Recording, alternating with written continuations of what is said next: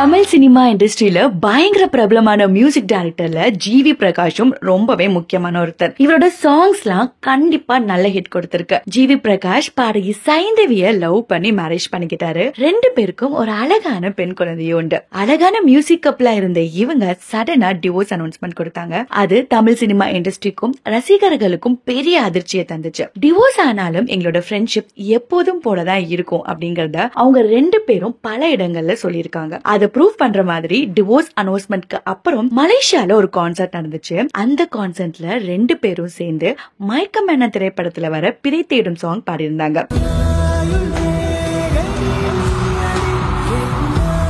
அது பயங்கரமான எமோஷனல் கனெக்டா இருந்துச்சுன்னு பலரும் சொன்னாங்க. அந்த கிளிப்பிங்ஸ் பயங்கரமான வைரலும் ஆச்சு.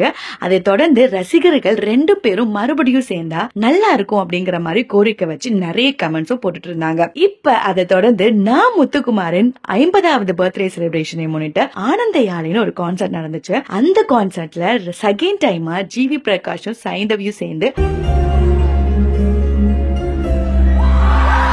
ஹிட் சாங்ஸ் பாடி இருக்காங்க. இப்ப இது பயங்கர வைரல் ஆயிட்டு இருக்கு. ரசிகர்கள் மத்தியில ரெண்டு பேரும் சேர்ந்தா நல்லா இருக்கும்னு நிறைய கமெண்ட்ஸ் அண்ட் அவங்களோட பழைய ஆடியோ வீடியோஸ் எல்லாம் வச்சு எடிட் பண்ணி சோசியல் மீடியால போட்டுட்டு இருக்காங்க. இதே மாதிரி சினிமா தகவலுக்கு சினி ஸ்டாட்டிக்கு சப்ஸ்கிரைப் பண்ணுங்க.